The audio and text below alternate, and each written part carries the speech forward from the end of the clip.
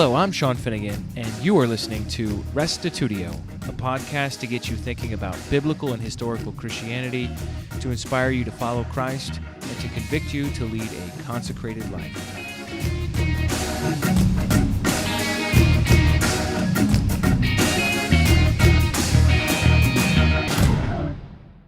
Hello and welcome. I'm really excited about today's show because it addresses an intriguing subject worth your time and consideration. Some say faith healing is a charade, concocted by charlatans to build their empires on the backs of the afflicted and suffering. Others think that Christians who reject healing contradict what Jesus said and did, not to mention the book of Acts, preferring the comfort of tradition instead of unleashing God's mighty power. I wonder, what do you believe about supernatural healing? Listen into this interview with Bill and Ann DeNenno to hear what they've learned in 4 decades of pursuing and practicing healing. In this interview, they discuss the benefits of keeping an open mind so that you can learn from others outside your own tradition. They go on to talk about deliverance, which is casting out demons, including both some of the excesses they've witnessed as well as the genuine results they've encountered. Next, they explain inner healing and how God can set us free from emotional wounds that happened long ago but still push us around today. Lastly, they share about Christ-centered healing, where they look to Christ as both the example and the active agent in healing today. I think you'll really enjoy this interview, and I encourage you to leave comments about it at restitutio.org. And if you'd like to get in touch with the DeNennos directly, you can reach them at bdenenno@gmail.com. That's bdenenno@gmail.com. And if you haven't yet, why not subscribe to Restitutio so that you can get the next podcast episode automatically? You can find out how to do that at restitutio.org. That's restitution with no n.org.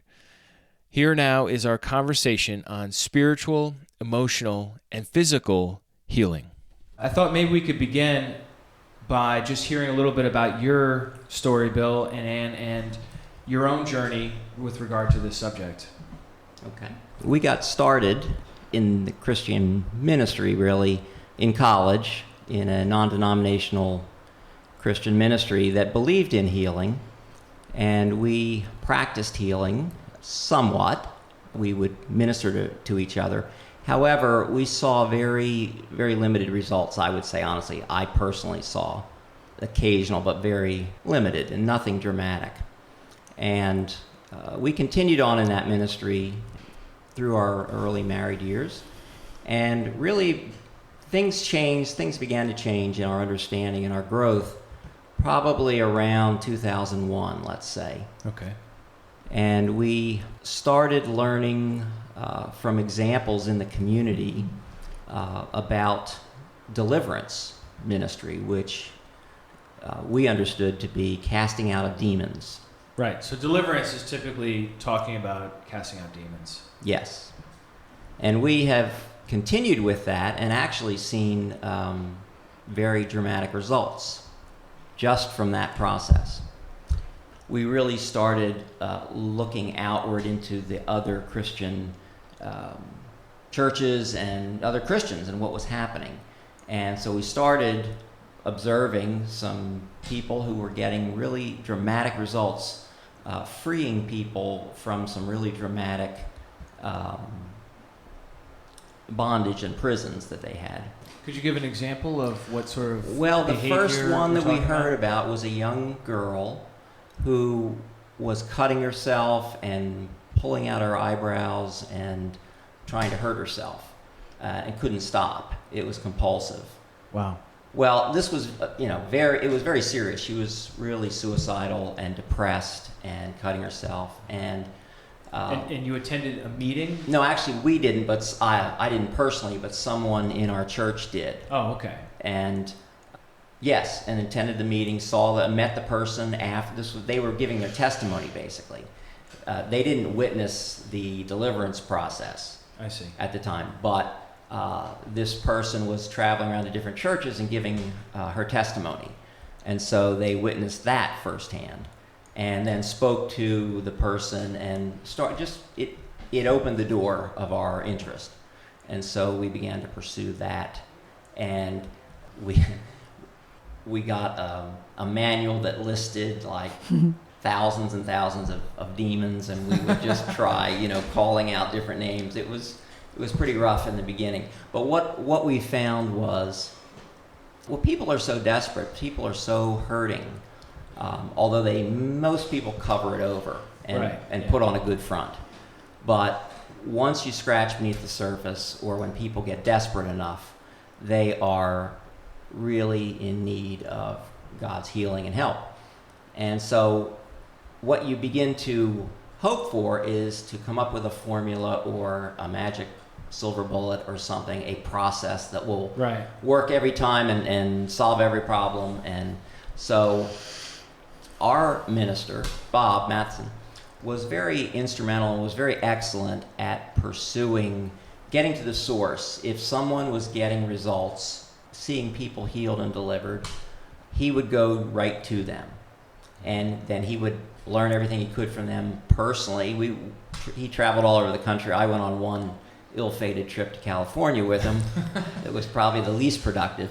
But he would go to the source, and he would also then grill the person as to how they learned the process. And we went through many different people. So he's kind of like an investigator trying to very much figure out. Yeah. Very much so. And he was also very generous and very open to include other people. Many, I think, pastors in that case would have wanted to learn the process, polish it, make sure they knew what they were doing before they really included other people, kind of thing. Right. Saw them make mistakes and things. But Bob didn't do that. He welcomed as many of us who wanted to sit in on these and it was a learning process, and we made mistakes, honestly, as we look back. We originally started just with deliverance, and it was actually dramatic healing in that respect. But then in asking different people how they learned these things and what they were learning, we got into what is commonly called, I think, inner healing, emotional healing. Right. Now, and again, there were a number of people that we led from one to another. Some of them were more structured. One person that's might be fairly well known is Ed Smith, who has a ministry named called Theophostic. Yeah, actually, I went to a Theophostic seminar with Bob and my dad. Yeah, in Kentucky, we did. Oh, you okay? Yeah, so I'm familiar with that. But so that was the kind of trip that Bob would take to go right to the source, and then not only that, but he would he told us a couple of times the person wouldn't really answer all his questions, so he would go to the secretary or something, how did this guy find, So anyway, we went through that process, and that's... Well, just for the sake of the listeners, describe for us what inner healing and Theophostic prayer is.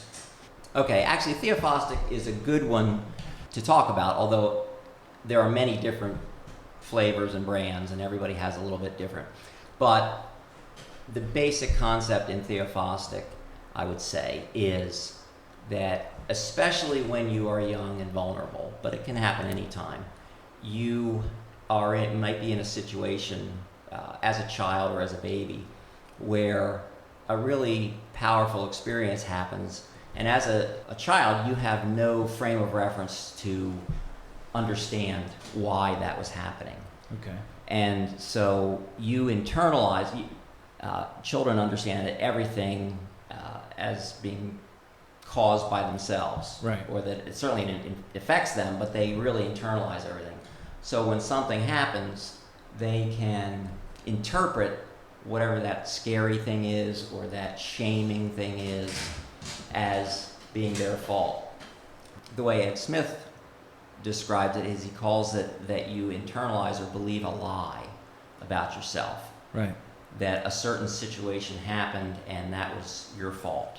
Let's just throw out an example. So say somebody's parents get divorced when they're 8 years old, and they interpret that experience as a result of them not doing their homework as diligently as they should have each day when their parents told them to.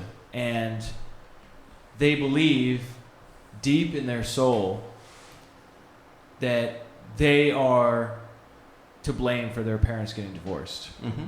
And then 10, 20, 30 years passes, and now they have that baggage. Mm-hmm. Right.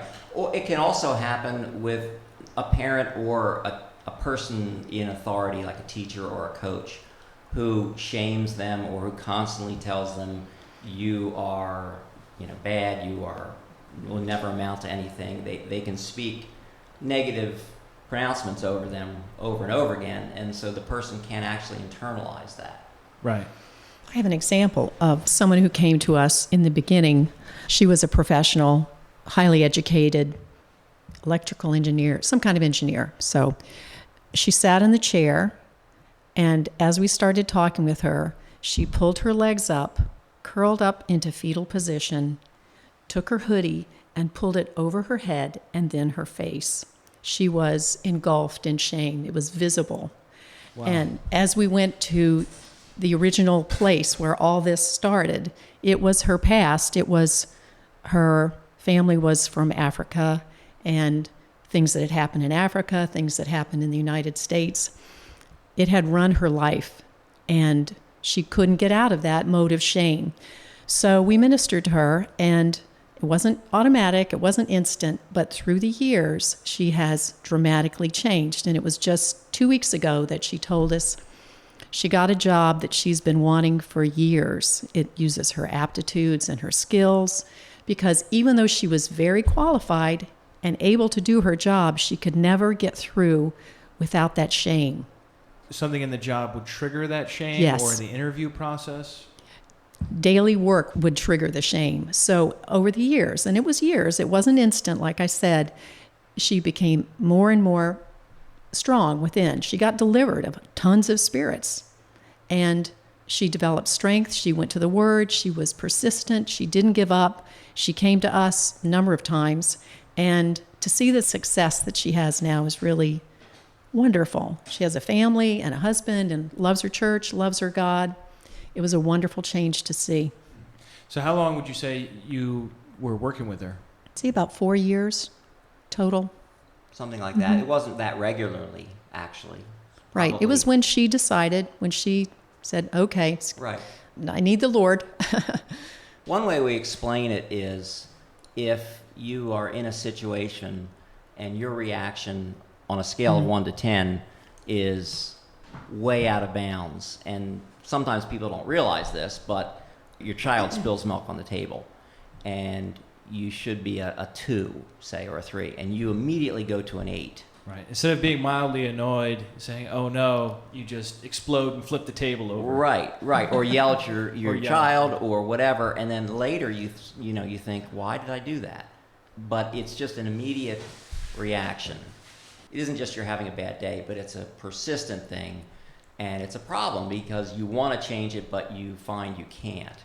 That's just one example. There are many and varied situations that indicate that you may have something beneath the surface that is driving that. Right. I don't know if this would be an example or not, but I just remembered from Back to the Future Part 1. Did you see that movie? Yes, I did. Marty McFly has this weird response to being called a chicken. Oh, right. Where he feels compelled to do whatever they're daring him to do. Right. And it destroys his life over and over. And at one point he even travels to the future and he sees his future self get fired from a job because he gets called chicken by this other guy. And no matter what the situation is, even if his life is in danger, he feels compelled to always just do whatever the person says. And everyone can see that he's just getting handled and manipulated, except for him. Mm-hmm. Would that be... Yeah, that's actually a very good example. And I don't want to get too much into the science of it, but with all the brain and neurological research that they've done, they know that there's actually a part of the brain called the amygdala, which they call the guard shack. And that is what controls the fight or flight mechanism.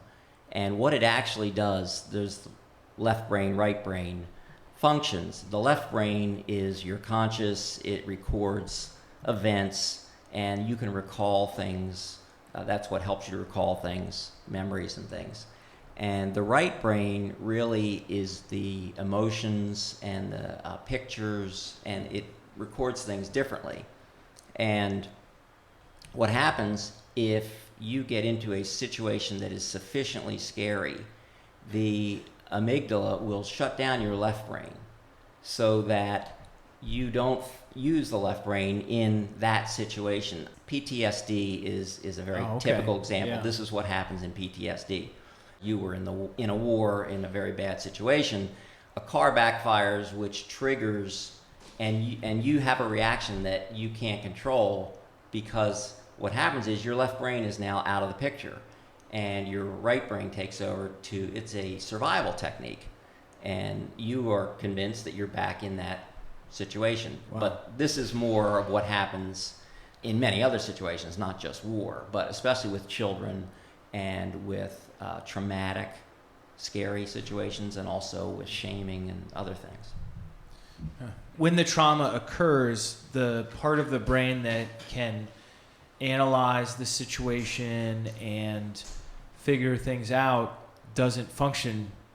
Right. So then there's an emotional imprint, but not any kind of understanding to go with it. Right, and that's why, say, in the spilled milk situation, when that isn't happening, you're saying, I shouldn't react that way. But when it happens, whatever the trigger was, maybe when you were a child, you spilled your milk and something terrible happened. When you're a child, you don't make logical conclusions or interpretations of events. Right. And if it's powerful enough, it stays with you. However, it isn't that you remember it in the situation. You don't remember, this is why I'm reacting this way. Right. Yeah. But Nobody understands what's driving it. They just know every time this situation comes up in my life, I have this inordinate reaction out of bounds, to it. Yeah. Out of bounds. This is why when you were asking me for examples, and I said, it's hard for me to remember specific examples because I'm more of a facilitator.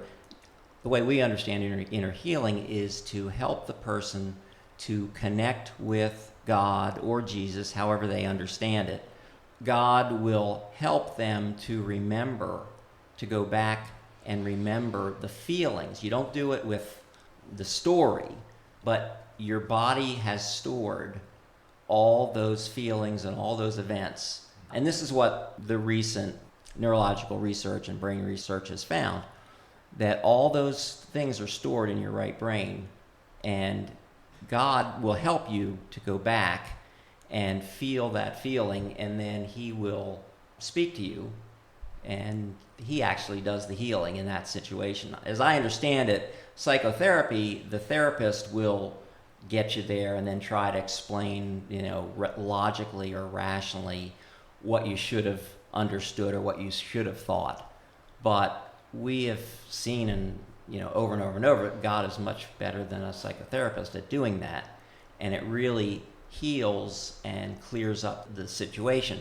Sometimes there are spirits that came in because you were vulnerable as a child. I see. And they get dealt with in that situation or that time.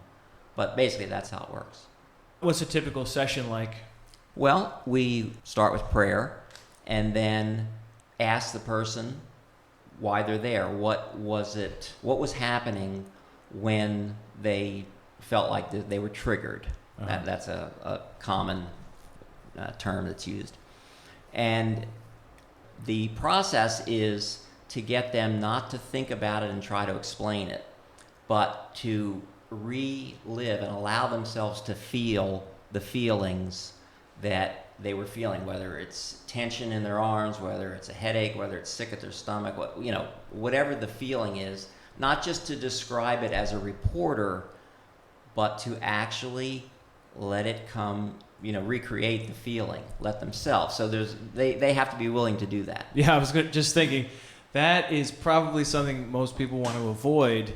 That's why they're coming, because they want to not feel that way when these sorts of things happen.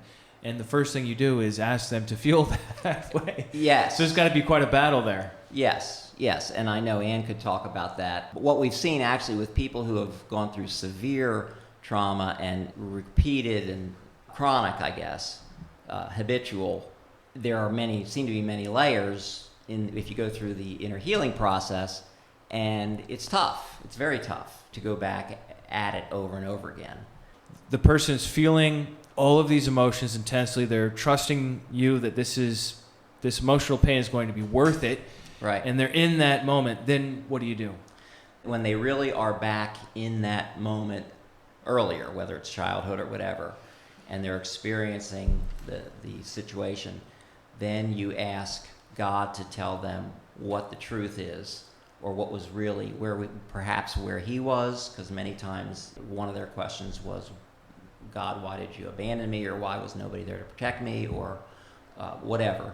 But you then let God speak to them through their spirit, and a lot of times they just sit there and we're quiet and we're just kind of watching, and they go through different facial expressions sometimes, or you can see them processing. Sometimes you don't see anything, but then after a period of time they are very peaceful. And so we'll just say what happened, and they will usually tell us a story, an amazing story of what was going on that was invisible to us, but was extremely real to them. And then generally afterwards they find that trigger is no longer there. They're able to control themselves, or in the situation where previously they were triggered.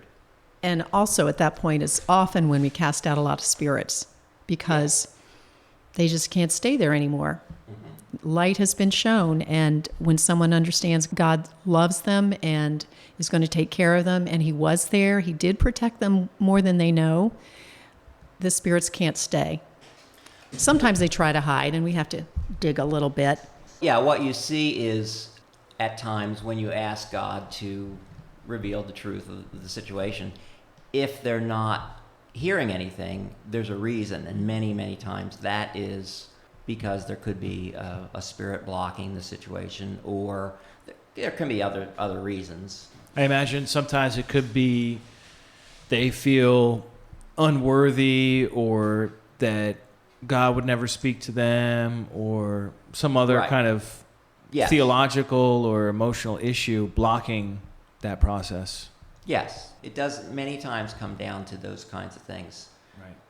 What attracts me to the inner healing a lot is the perspective that Ed Smith in particular has, that this is really not on your own strength. This is not your education. I mean, here's a guy who does have a PhD and is competent to speak on psychotherapy issues, and his emphasis is, like you said, getting the person to experience it and then going back to that memory, that root, wherever it is, and then just praying with them and letting God interact and do something. I love how you described it. You're just sitting there and they're going through all these facial expressions, all these memories, and there's a lot of spiritual activity happening, but you're just sitting there. Mm-hmm. For those of us who are maybe less comfortable around emotional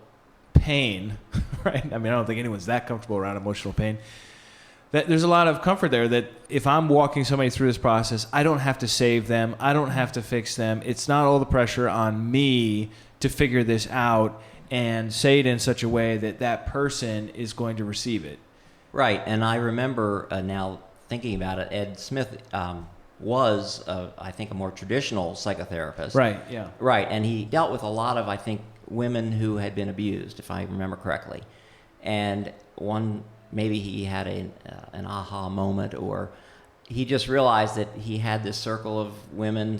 I guess he did group therapy at times. Anyway, they were going, week after week, month after month, and there wasn't really much progress. Maybe that pushed him to look for other ways, and then he has incredibly more fruit from this process. Yeah. All right, so at this time, let's talk about some of what you've been learning since then. We've discussed deliverance, we've discussed inner healing. What else in your healing journey have you come across?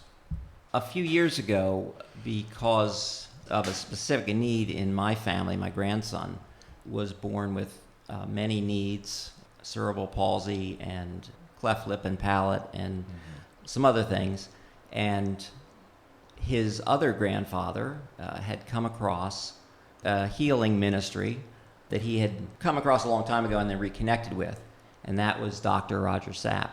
And so we went to a conference of his. He does many of these on the weekends, and he calls them Christ-centered healing conferences. His premise is we can learn a lot from the entire Bible, but Jesus perfectly demonstrated the will of God. There are many places where he says, what I do is not my own idea, the words I speak are not my own, etc., but I only do what the Father is doing or what the Father shows me to do. So by studying Christ's example, you can learn exactly what the Father's will is in healing. So, well, I mean, that makes perfect sense, because who's a better healer than Jesus? You read the Gospels, I mean, he's the Mozart of healers. Thousands. Thousands. I mean, they Right. just line up, and he just heals them all. And one of the puzzling things about Jesus, though, is that there doesn't seem to be a description of the process of healing. He just heals people. And I think a lot of people are like, well, how did that exactly work? How do I duplicate that? As many times as I'd read the Bible, I never saw how many times Jesus laid his hands on people. I never noticed that. And if you start looking in the Gospels, you'll see it is very, very, very common. That's the normal way he did it. And we didn't think we had to, because we didn't know it was there. Right. I missed it. That verse about heal the sick, raise the dead, cleanse the lepers, cast out demons, freely you receive, freely give. Those are four magnificent verbs followed by kind of scary nouns. And that's what Jesus Christ asked us to do as his disciples. So when I started really thinking that was written to me and that was what I'm supposed to do as a Christian, I thought, well, then God's really got a responsibility to teach me, to show me. I got to learn this. It's my job. God intends for us to work with him. He's got to make it simple. And it is a simple process. It isn't hard. Those disciples were not greatly educated people. They were just ordinary people. Okay, so when we went down to the conference, I have believed in healing all my Christian life, but this focus on that Jesus example, that if you study and look at what he did, that reveals the Father's will, that he perfectly reveals the Father's will. And so you see that when people came to him for healing, he never turned them down. He never said, well, your time is not yet. Your time is not right for healing. Or you have too much sin. He never dealt with sin before he healed them, if you'll notice. He didn't say, you're smoking a pack of cigarettes every day, so you're causing your own problems. You get the point. He never prayed about it. He never said, wait a minute, let me check with my Father and see, or he didn't even pray to heal them. It just says he healed them. He laid his hands on them and healed them, as Anne said. That's why many people you see, when they come to him and ask for healing, they say, will you come and lay your hands on my servant, my daughter, my so-and-so, because that's what they saw, and that's the way the disciples and apostles did it in the book of Acts as well. Yeah, it seems like it's not even Jesus that's originating the laying on of hands. It's just sort of something people expected in that culture for whatever reason, that there would be touch involved. Mm-hmm. Yeah, that's how he did it. So if that's how he did it, and he got pretty good results, maybe that's how we should do it. That would be the normal way. Now, there are extraordinary examples with the centurion. Right, with the servant. Right, and servant and a few others where they were done long distance or without healing, but that would be maybe extraordinary, and let's start with the basics. Yeah, that's interesting. In our culture, I think we are so germophobic and so cognizant of personal space and individual rights that it would almost be breaking all the rules to touch somebody. Especially a leper. Well, yeah, definitely a leper. Yeah, that would give you pause, yeah. But at any rate, so you can learn the process, if you will, but there isn't really a process other than laying on of hands and of looking to Jesus He is the healer. We aren't, as I think you said, Sean, it's not on us. We're not the one doing the healing. So there's no pressure on us from that sense.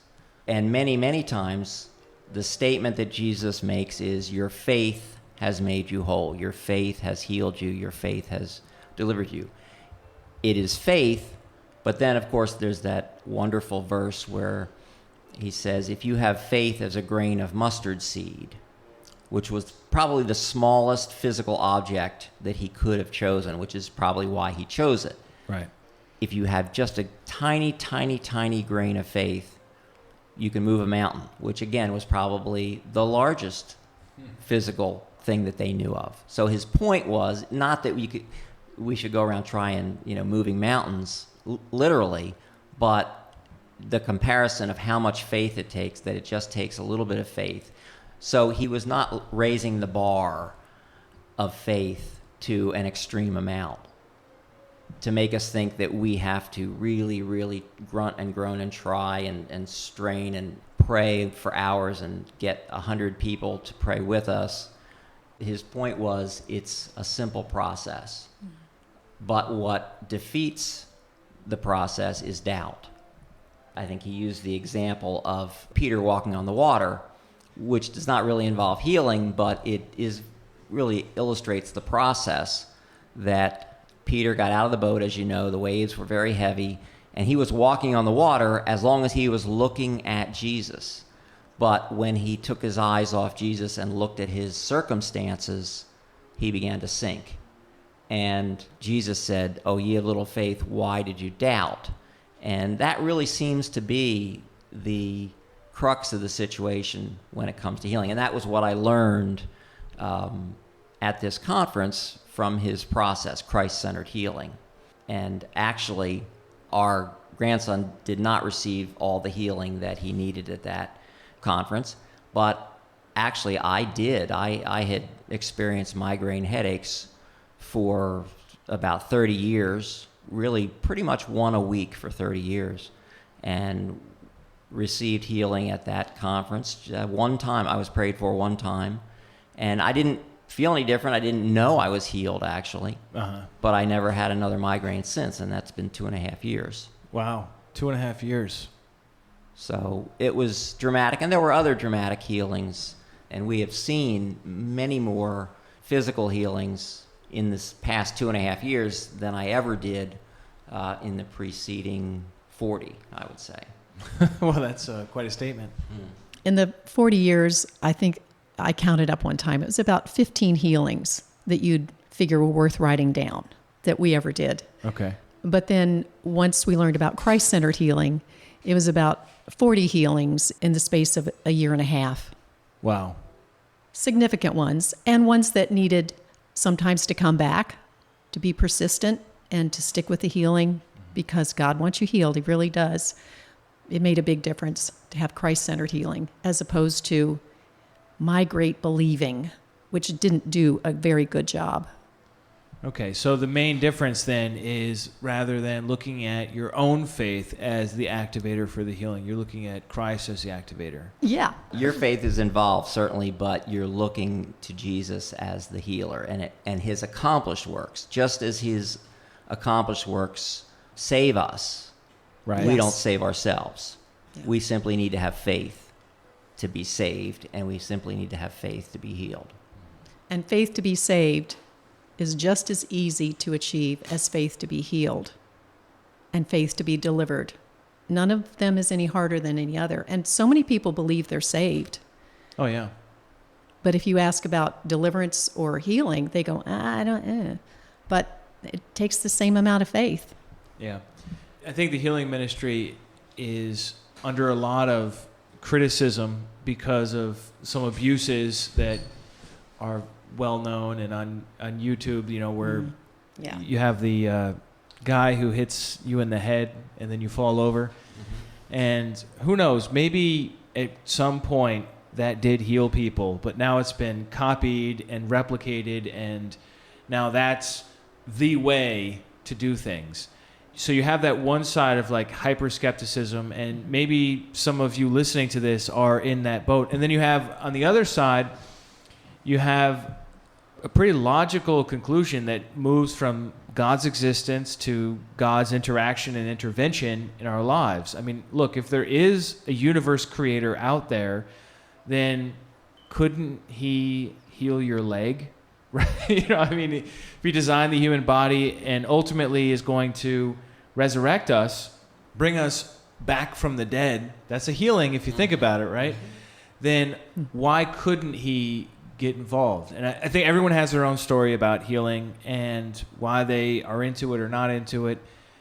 What would you say to somebody who maybe had faith and prayed or was prayed for but then didn't receive the healing, and then they became cynical about it later on, and maybe that was some years back, and now they don't want to have anything to do with it? What would you say to that Well, I person? think that's a very good point, and I think that's a reason why people become discouraged with healing. I certainly understand that because we have prayed for some people and not seen anything.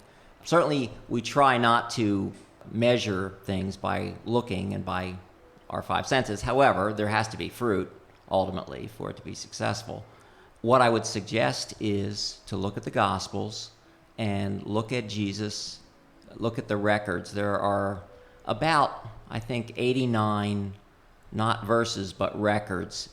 Many of them are repetitive in the Gospels of Jesus' healings. And look at the results. Okay. And what you see is, as I said earlier, I think, Jesus never turned anyone away.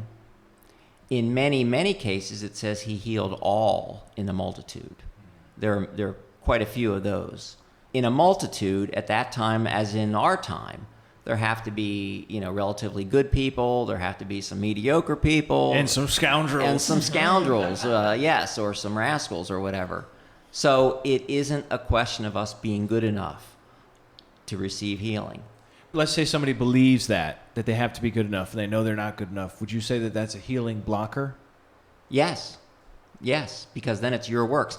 I keep coming back to this. The example of Peter walking on the water is such a good example, or for me, to remind me, whenever you take your eyes off of Jesus and start looking at yourself, if the healing seems delayed, or if it seems a partial healing, or if nothing seems to happen, immediately what do? You say, what did I do wrong? Or what am I doing wrong? Or why isn't this happening?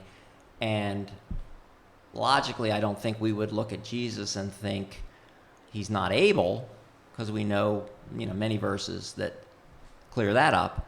But it's possible we could think, well, God doesn't want me to have this healing now. That's a typical doubt. It's not my time. Or it's not his will for me to be healed. Or it's doing me, some people believe that God uses sickness to teach me lessons, or to... all things work together for good. Right. That verse. Yeah, that Romans verse. Right. And so, but if you bring those to the example of Jesus that is in the Gospels and his healings, you won't ever see him tell someone that they need to wait. Think of the 10 lepers. Only one of them returned to thank him. So you could say only one of them had the really, really good attitude, but all of them were healed. There's never a case where he divides the multitude into, the good, the bad, and the ugly, and does different levels of healing for them even. It just says he heals them all. Okay, there's one place in his hometown, Nazareth, it says he was not able to do many mighty works there but it was because of their unbelief. Probably they just never came to him. They knew him growing up. How could he possibly have all this ability and power or whatever? Right. The question I had asked was, how do you counsel somebody who is cynical about healing because of that? And you said what that person should do is go back to the Gospels, read through the different incidents that talk about Jesus healing people. Are you saying that so that they would build their faith and get a corrected mindset when it comes to healing? Yes, that's a very good way to put it. It's the teaching of the gospel that builds the faith to get healed. I didn't know that before. I thought it was just the teaching of the Bible. It's the gospel that we need to hear. And I love the verse in Matthew 11:20 talks about miracles are what help you turn from sin and turn to God. So he really wants that to happen. He wants you to see miracles. He wants you to have them so that you do that. He knows we're dust. We're just dusty, and that we need miracles. What else would you say on this subject? I would have someone attend a place where healing was taught correctly and see miracles happen on stage. That is very encouraging to see somebody's back that's crooked and see them straight and go, oh my gosh, I haven't felt this for years. But that's not cheating to see healing happen. Right. It's very encouraging. And that's why Jesus did it in a group. You brought up about the counterfeits out there, Yeah. which is very real. I believe there is a devil out there, our adversary, and he does not originate things, but he counterfeits the true, and then causes people to doubt, really, by the examples that you gave, where they are taking advantage of people or doing things deceptively or whatever it is. So there's a lot of stuff out there that could be good, bad, or otherwise. But on YouTube, you can see lots of these things. And Roger Sapp, for instance, is one who has lots of YouTube videos where he goes through and actually does this seminar, really. You can take the whole seminar online. There are others. There's not one way in that sense to do it, but this is a very effective way. It's really the Holy Spirit's job to teach us. If we keep seeking diligently, I think God will continue to teach us and help us if we're genuine in our search and not giving up. And so that would really be what I would encourage people. How do you deal with it when a healing doesn't happen and the person does have faith, but it still doesn't happen? How do you deal with that in your own heart, and how would you encourage somebody to go forward in that situation? Well, I believe that any time we minister to someone, Jesus Christ is present and healing occurs. Maybe to a smaller degree than the person would like, but they always walk away better than when they came. So I believe that. I also believe that you have to stair-step your faith. You can't just go out and hit a grand slam when you're beginning to learn about healing. I mean, we're still learning about it. So I haven't raised anybody from the dead, nor cleansed a leper. Done the other two, but not those. And I've prayed for someone who a week later died. In fact, 2 people who a week later died. Wow. It is very hard, but I am not in charge of death or life. That's God's realm. And when they get healed, I don't take the credit for that. And when they don't get healed, I don't take the blame for it. That isn't biblical. That isn't scriptural. Yeah, you're the facilitator, not the healer. Right. But I really had to work to get there because it hurt. It hurt. What you've asked is really one of the cruxes of the situation, because we have seen this be very painful for people. But the key, I think, is you said when someone has faith and aren't healed. We can't really see faith. Mm-hmm. And I think that's the key. We have come across a couple of times where someone says that kind of exact situation. I had a relative, a sister, a brother, or whatever, a father, who had very strong faith. You know, they had a terminal illness, a serious illness. They were professing their faith, and yet they died. And so they do not want to hear that it was the person's lack of faith or that there was some problem in the process. Many times they become bitter toward God. Right. And that's understandably so. Right. However, it's there. It's something that has to be dealt with, but should be dealt with, because I certainly do not believe that God withholds healing where it's ready to, it should happen, and he just decides, no, I'm not going to heal that person, or that person won't be healed, because you don't ever see Jesus do that. Jesus never killed anyone or allowed anyone to die. Am I right? I mean, I'm thinking here. Yeah, as far as I know. Right. No, there was no case where he did that. As a matter of fact, he raised people from the dead, but he never. I did allow Lazarus to die, but That's okay. he wasn't really related. I to knew that there was situation. one. He was obeying. Right. Okay. So, but the point is that is a very, very. That's the difficult thing when you get into healing. You have to deal with that because, especially in our culture. Now, it's interesting. Many of the people I've read about and know who have healing ministries go to Africa or Asia, India, and they just talk about phenomenal results. And yet, in the Western world, Western Europe, England, Canada, United States, it's much more difficult. I mean, there are successful healing ministries, certainly, but the results are not nearly as widespread. And it's a matter of, I think, the spiritual attitudes and the doctrines that have been promulgated and history that we've had, that shows that there really is a difference and that our influences, our theological and cultural influences, affect healing. Yeah, I think we tend to be a much more skeptical society. Mm-hmm. Yeah. The Age of Enlightenment Yeah. did it. Yeah, a lot of science versus spirituality. Right. And that whole mindset. But I don't think that those two need to be separate or defeat each other.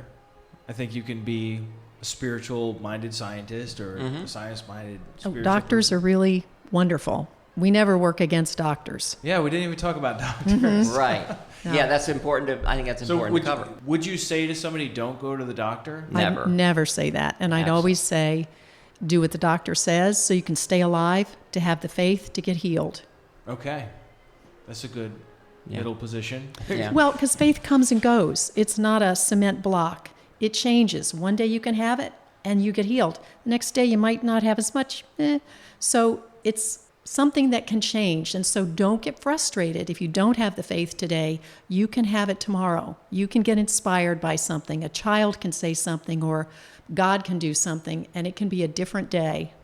And in many cases, it involves just hearing more of the gospel or hearing more of the teaching of the word. We know faith comes by hearing. Right. Or seeing another healing. You go, heck, if somebody else's foot can get healed, so can mine. I've seen that happen a lot of times. Oh, I bet.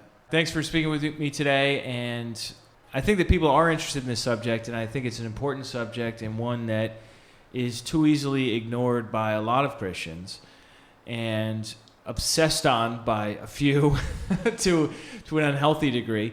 And I think what you're presenting here is more of a balanced position on it that recognizes healing, recognizes the importance of it, but is not finding a demon under every table kind of a thing.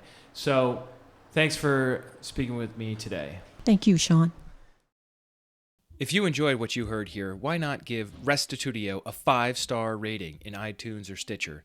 Doing so will help others find this podcast and inspire them to love God, follow Christ, and seek truth wherever it leads.